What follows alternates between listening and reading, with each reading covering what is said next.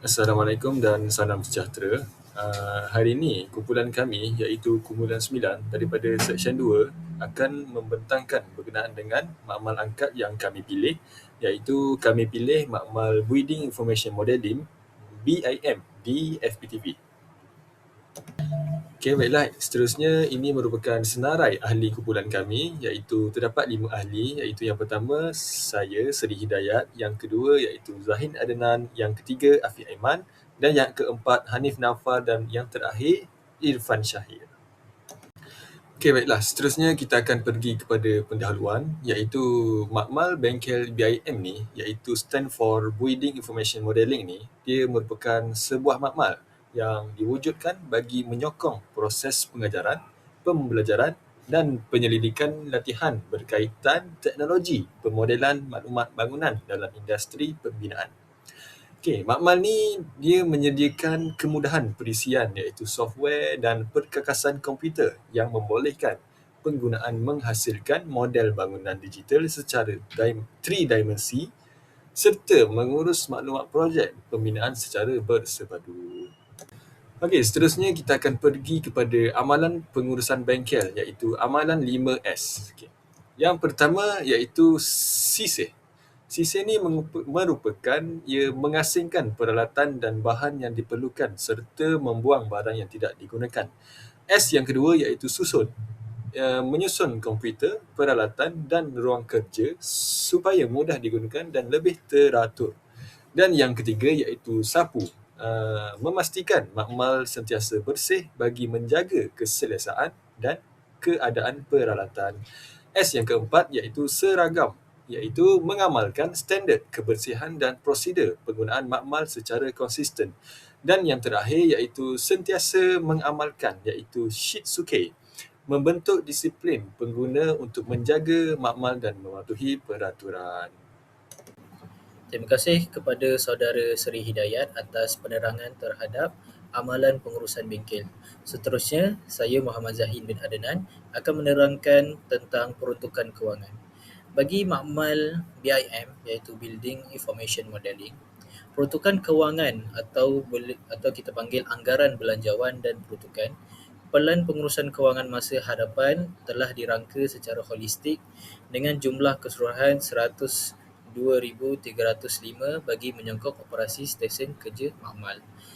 Antaranya ialah aset baru iaitu pada bahagian 12.2 boleh kita lihat pada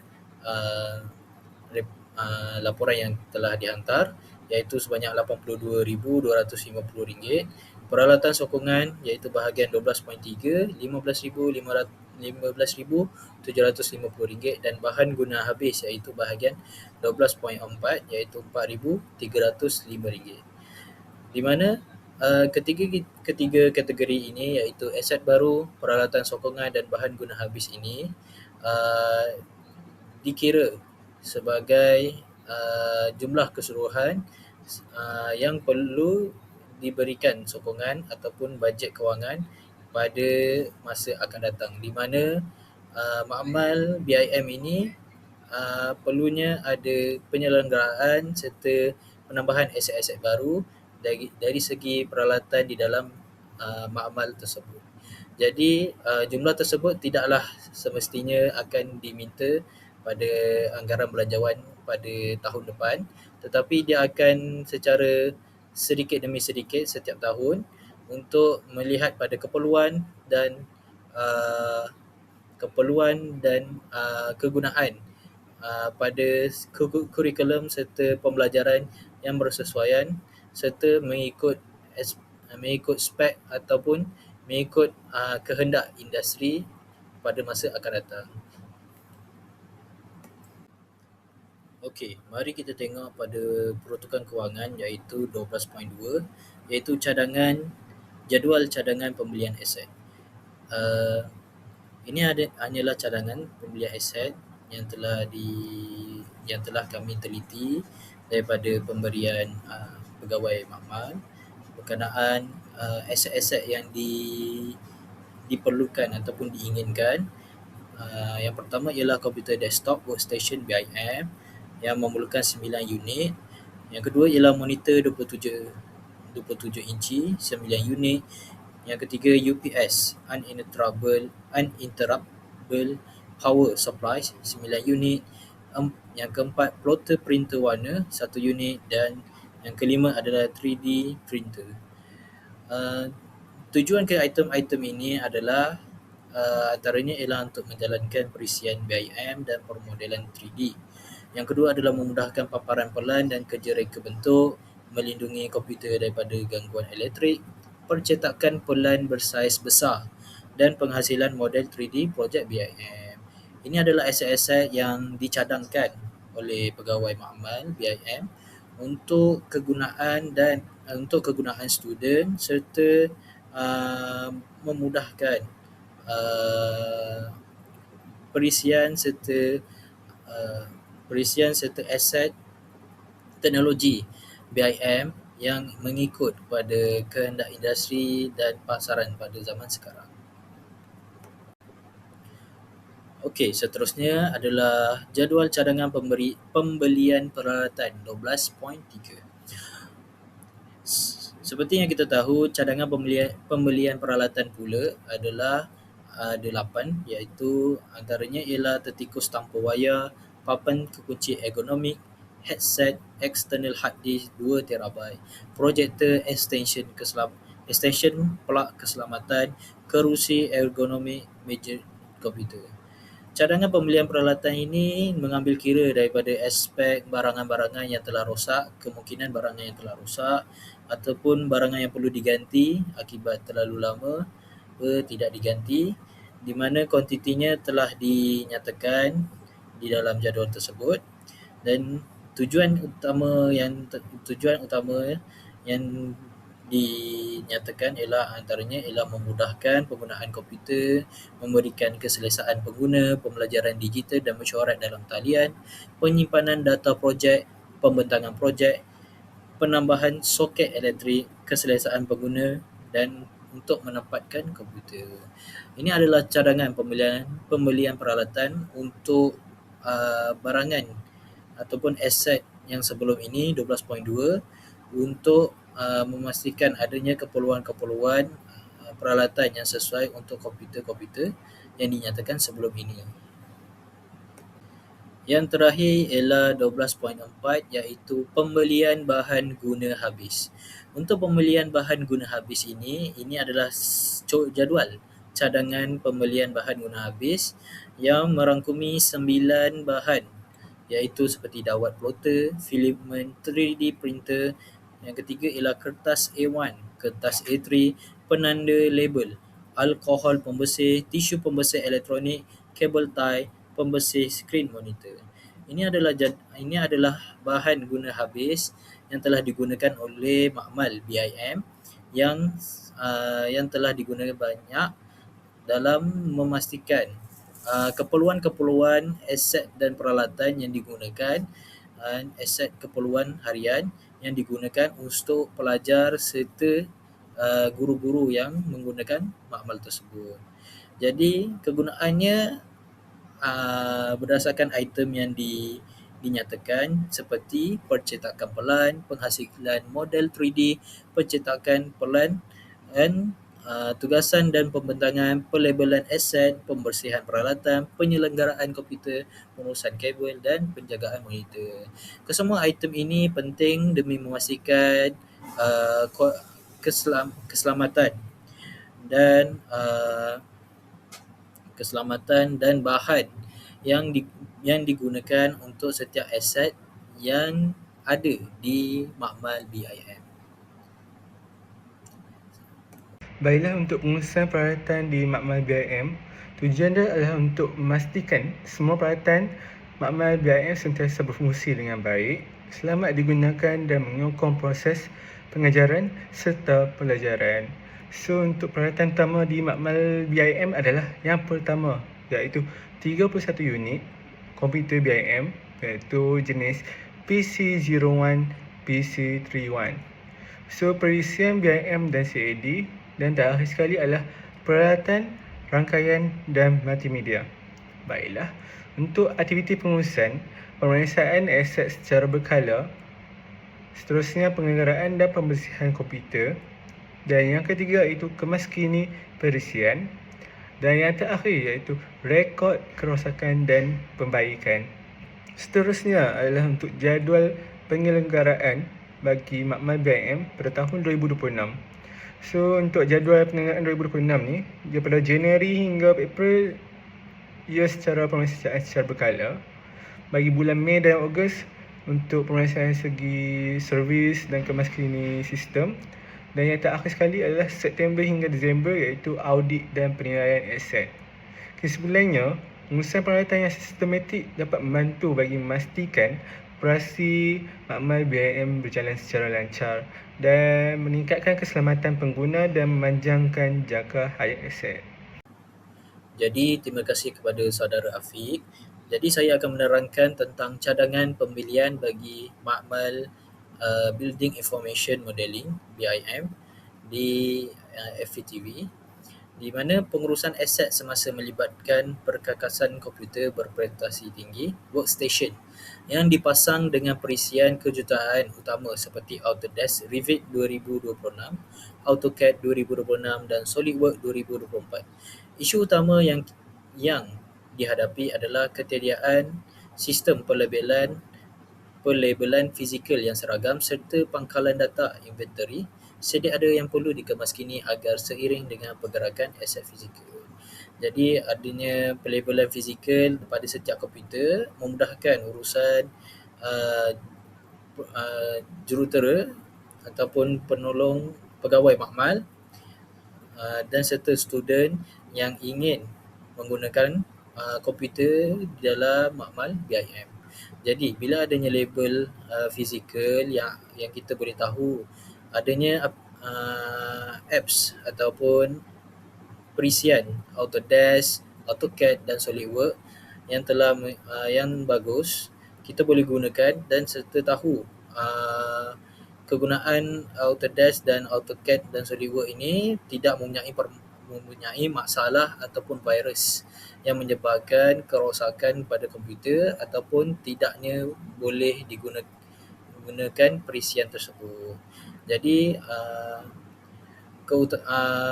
adanya Autodesk dan AutoCAD SolidWorks yang mengikut standard pada sekarang, iaitu the new version, iaitu 2026 dan 2024 ini, tidak semestinya perlu ikut pada new version perisian, tetapi perlunya ada kepastian pada setiap komputer mempunyai perisian tersebut untuk memastikan makmal BIM ini dapat berfungsi dengan baik serta dapat menjalankan segala aktiviti pembelajaran dan pengajaran yang menggunakan perisian kejuruteraan yang biasa digunakan. Baiklah, terima kasih kepada Afiq Aiman. Saya akan teruskan dengan pengurusan sumber manusia. Baiklah, struktur pentadbiran manusia disusun secara hierarki untuk kecekapan kawalan operasi sebagaimana dalam makmal komputer BIM ni. Mereka juga ada catat organisasi untuk mengawal operasi mereka. Yang paling tertinggi adalah dekan, iaitu Prof. Madya Dr. Muhammad Hasrin bin Amaruddin. Dan timbalan dekan adalah Prof. Madya Dr. Aini Nazura binti Pak Imin Abdul Halim. Beliau dari Penyelidikan Pembangunan dan Penerbitan. Manakala pengurus makmal pula adalah Prof. Madya Dr. Haji Muhammad Zaid bin Mustafa. Dan ini adalah penolong pegawai seni bina atau dikenali sebagai penyelia kami, iaitu Encik Muhammad Haizat bin Bahari. Assalamualaikum warahmatullahi wabarakatuh. Nama saya Hanif Naufal bin Muhammad Hassan. Saya akan meneruskan dengan kawalan pengurusan makmal BIM. Yang pertama adalah buku log pengguna. Setiap pengguna perlu merekodkan masuk dan keluar makmal bagi memudahkan pemantauan penggunaan makmal. Yang kedua adalah audit inventory berkala. Audit inventory dijalankan sekurang-kurangnya sekali setiap semester bagi memastikan aset berada dalam keadaan yang baik dan mencukupi. Yang ketiga adalah pemantauan keadaan peralatan. Pemeriksaan berkala terhadap komputer, monitor dan perisian BIM dapat mengelakkan kerosakan serta gangguan PDP. Yang keempat adalah pematuhan prosedur keselamatan. Pengguna perlu mematuhi SOP penggunaan MAMAL bagi memastikan keselamatan penggunaan dan perlindungan aset. Yang terakhir adalah pengemaskinian rekod inventory. Rekod aset dikemas kini secara berkala bagi memudahkan proses penyelenggaraan dan pengesanan aset. Kawalan pengurusan di makmal BIM dilaksanakan melalui audit inventory berkala, penggunaan buku log, pemantauan aset serta pematuhan terhadap prosedur keselamatan bagi memastikan operasi makmal berjalan dengan sistematik dan juga selamat. Seterusnya adalah kelebihan dan kelemahan. Untuk kelebihan, yang pertama adalah menggunakan perisian industri terkini seperti Revit, AutoCAD dan SolidWorks. Yang kedua adalah menyokong pembelajaran berasaskan teknologi IR 4.0. Dilengkapi dengan komputer berprestasi tinggi dan kemudahan ICT. Yang keempat adalah diselia oleh staf teknikal yang berpengalaman dan kompeten. Yang terakhir adalah menyediakan persekitaran pembelajaran digital yang kondusif. Untuk kelemahan pula, yang pertama adalah sistem inventory masih belum didigitalisasikan sepenuhnya. Pelabelan aset masih kurang jelas dan seragam.